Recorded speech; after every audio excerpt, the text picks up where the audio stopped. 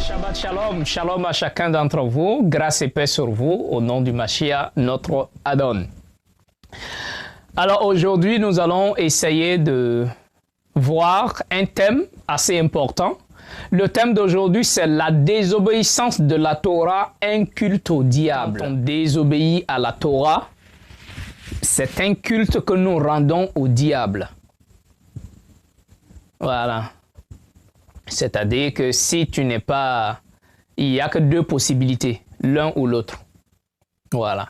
Le Mashiach a dit, vous ne pouvez pas servir deux maîtres à la fois. Alors la désobéissance de la Torah, un culte au diable. Pour cela, nous avons lu notre premier passage dans Deutéronome, le chapitre 13, le verset 4. Voilà ce qui est dit. Vous marcherez après l'Éternel, votre souverain. Vous le craindrez. Vous garderez ses commandements, vous obéirez à sa voix, vous servirez l'Éternel, votre souverain, et vous vous attacherez à lui. À partir où notre thème sort et dit, vous servirez l'Éternel. Le mot utilisé en hébreu, avoda. Avoda, servir. Et c'est de ce mot-là que sort en même temps le mot rendre culte. D'accord? Vous servirez l'Éternel, vous rendrez culte à l'Éternel. Maintenant, avant de compter, il faut chercher à découvrir c'est quoi le culte. Alors, un culte, c'est l'ensemble des pratiques. Un culte, c'est l'ensemble des pratiques d'hommage ou de vénération rendues par un individu ou par un groupe à celui qui considère comme leur Seigneur. Le mot culte vient du latin cultus, qui veut dire, en quelque sorte, le mot culte veut dire dans le sens propre, cultiver. Le culte, c'est l'ensemble des pratiques pour cultiver. D'accord? Alors, la définition complète est que rendre culte, c'est cultiver sa relation avec son Seigneur, dans le but de la faire fructifier. Tu dois cultiver ta relation avec le Seigneur. Et la façon dont tu dois te prendre pour cultiver cette relation-là, c'est par l'ensemble des pratiques. Alors, quand tu vas cultiver cette relation avec le Seigneur, le but c'est pour produire du fruit. Et le fruit qui va sortir, c'est-à-dire les fruits que tu vas obtenir dans ta manière de cultiver, ça sera la paix, la richesse, la bénédiction, la prospérité, le bonheur, le salut, la santé. Alors, si maintenant on rentre dans le domaine de la Torah, le culte c'est quoi? Le culte, c'est cultiver sa relation avec l'Éternel Adonai. D'accord, c'est cultiver notre relation avec lui. Et le moyen que lui, il nous donne afin de pouvoir cultiver notre relation avec lui, la parole nous dit, il nous a donné des pratiques, c'est-à-dire il nous a donné la Torah que nous devons pratiquer. Et quand nous allons pratiquer la Torah, le résultat qui va sortir, c'est-à-dire ce qu'on a cultivé là, ce qui va sortir, ça sera la bénédiction premièrement. Raison pour laquelle dans la Torah, il a toujours dit, vous pratiquerez ces commandements afin que vous soyez bénis. Même dans Deutéronome 28, il nous dit, si vous obéissez, voici les bénédictions. C'est-à-dire, ta relation avec moi, tu dois cultiver. Et quand tu vas cultiver, tu vas recevoir le fruit. Et le fruit que tu reçois, c'est la bénédiction. D'accord? Alors, quand on dit on rend culte à l'Éternel, c'est l'ensemble de pratiques qu'il faut observer. Alors, quand je fais Shabbat, je rends culte à l'Éternel parce que je suis en train de pratiquer quelque chose. Et dans l'observation du Shabbat, je suis en train de faire quoi? Je suis en train de cultiver ma relation avec lui. Quand je ne mange pas les animaux impurs, je suis en train de cultiver ma relation avec lui. D'accord? Et quand je porte les franges, tout ce que la Torah me demande de faire, quand je les fais, je suis en train de cultiver ma relation avec lui. Le résultat, c'est pour nous-mêmes. D'accord? Voilà. C'est comme si on te disait, prends la nourriture, prépare. Imagine que celui qui te demande de préparer ne mange pas du riz. D'accord? Et il te dit, voilà le riz, prépare. Si tu prépares, ça sera bénéfique pour qui? C'est pour toi-même. L'Éternel n'a pas besoin de santé. L'Éternel n'a pas besoin de bénédiction.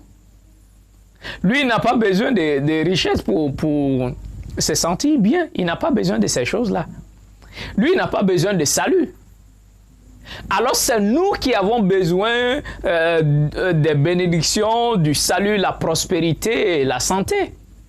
Maintenant, lui nous dit, ma relation que j'ai avec vous, vous devez la cultiver. D'accord? Siracide, le chapitre 6, le verset 19 dit, il parle de la Torah, il dit, approche-toi de la Torah comme un laboureur et un semeur.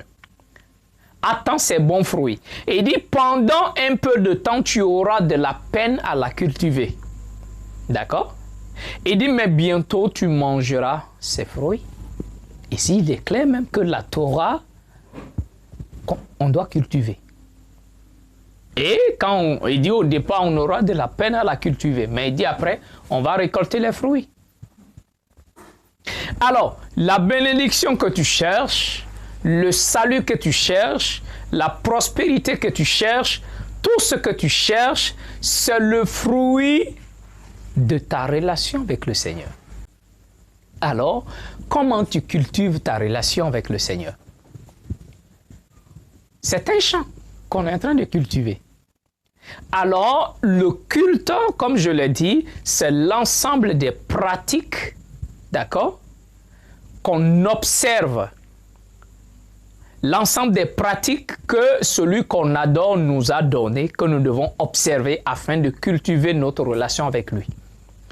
Maintenant, la parole nous dit que si quelqu'un pêche, il fait quoi? Il a fait quoi? Il a violé la Torah, c'est ça? Le péché, c'est violer la Torah. Maintenant, dans 2 Samuel, il nous dit que le péché est aussi coupable que la divination. C'est-à-dire le péché et la divination sont au même pied d'égalité. Malgré que le péché et la divination font partie des péchés, mais en fait, il est en train de dire que tout autre péché qu'on peut mettre là, même pied d'égalité que la divination. Maintenant, c'est quoi la divination? En hébreu, la divination qui est yidoni, qui vient de la racine yada, qui signifie savoir. D'accord? Alors, la Torah nous dit que tu ne dois pas te livrer au ov. Ov, c'est la sorcellerie, c'est-à-dire c'est avoir l'esprit de mort. L'esprit de mort, c'est un esprit familial. D'accord? L'esprit de mort, ce n'est pas un esprit qui va quitter ailleurs pour venir chez toi. Non, l'esprit de mort, c'est un esprit familial. D'accord? C'est un esprit qui a été implanté dans la famille. Voilà, qui est chargé de fatiguer tous ceux qui sont dans la maison. À cause soit de la malédiction qui pèse sur eux. D'accord? Alors, la Torah dit, c'est le Ov, c'est l'esprit de mort familial, et le Yidoni, c'est l'esprit de divination. Les deux sont les esprits de magie. D'accord? C'est la magie. Et l'Éternel interdit ça. Maintenant, le mot divination vient du latin qui est divinar, qui signifie accomplir des choses divines. D'accord? Divinar qui signifie accomplir des choses divines. Raison pour laquelle j'ai dit éviter le mot divin, divine, Dieu, ce sont des mots à éviter. D'accord? Souvent, ils ont traduit dans les écrits, on dit la parole divine. Ça veut dire tout simplement la parole de divination. Ou bien la parole de la magie. Attention. D'accord? Maintenant, la divination, c'est quoi? La divination, c'est la pratique. D'accord? C'est-à-dire c'est les choses qu'on pratique afin de découvrir ce qui est caché, ce qui est mystérieux. D'accord? C'est-à-dire, c'est l'ensemble des pratiques qu'on fait afin de découvrir ce qui est inconnu. Mais par le moyen de la magie. D'accord? Et comme je l'ai dit, la plupart de ceux qui se disent pasteurs, ce sont des devins, bien sûr. Voilà. Il y a des sciences occultes, il y a des sciences qui sont pratiquées, qui peuvent les amener à prédire l'avenir. Prédire l'avenir sur quelqu'un n'est pas compliqué. C'est facile. Mais si ça vient de la part de l'Éternel, il y a un temps pour cela. Et il y a tout un processus à respecter avant de révéler quelque chose. En fait, pour l'Éternel, c'est lui qui révèle en son temps au bon moment. Comme il dit à Jérémie, il dit « Invoque-moi et je vais te montrer des choses qui sont cachées. » D'accord? La divination, c'est le fait de mettre des choses en pratique afin de chercher à comprendre ce qui est caché, ce qui est mystérieux, ce qui est inconnu, mais bien sûr par le moyen de la magie. Alors, raison pour laquelle nous-mêmes en tant que croyants, il faut éviter parfois de vouloir connaître son avenir à tout prix. Alors, la divination, c'est pratiquer l'ensemble des choses afin de découvrir ce qui est inconnu. Raison pour laquelle il y a des gens qui vont maintenant voir les devins ou soit ceux qui jouent les bonnes aventures là. C'est-à-dire, ils jouent des cartes et puis ils te révèlent. Ou soit il y a des boules, ils font et puis ils te révèlent ton avenir.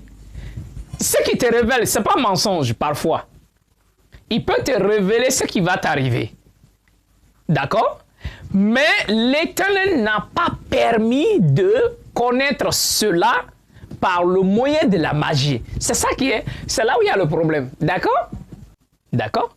Alors tout ce que vous voyez qui prophétise et que ça se réalise, ça ne fait pas d'eux des vrais prophètes. Il peut prédire ton avenir. Même il peut te dire ce qui est passé dans ta vie il y a 1 an ou 2 ans. Et effectivement, tu es d'accord que c'est ce qui s'est passé. Mais quel est le moyen qu'il a utilisé pour le faire? C'est là où se pose le problème. D'accord? C'est là où se pose le problème. Alors, il faut faire très attention à la divination. C'est très, très compliqué. C'est quelque chose qui n'est pas bien. Il y a un genre qui dit que celui qui pêche est du diable. Pourquoi? Le péché, on sait que le péché, c'est la violation de la Torah. Alors, celui qui pratique la violation de la Torah, la personne est du diable. Pourquoi? Alors maintenant, à chaque fois que tu violes un commandement de la Torah, mets-toi en tête que tu viens de rendre hommage au diable. À chaque fois. À chaque fois que tu violes un commandement de la Torah, tu viens de rendre culte au diable. Et à chaque fois que tu pratiques un commandement de la Torah, tu viens de rendre culte à l'Éternel. C'est comme ça. C'est ça le vrai problème. Alors ici, il faut être aussi conscient que nous rendons souvent culte au diable. Et il faut être capable aussi de reconnaître et de se repentir à chaque fois pour ça. Parce que la parole dit, celui qui cache ses transgressions ne prospère pas. Mais il faut les avouer, celui qui les avoue et les délaisse obtient miséricorde. C'est ça. Alors, le culte, c'est le fait de pratiquer l'ensemble des choses que celui qu'on adore nous a donné. L'Éternel nous a donné la Torah. On fait Shabbat, on lui rend culte. C'est de là qu'est sorti le mot culte. En fait, c'est le mot avoda, servir. Vous servirez l'Éternel.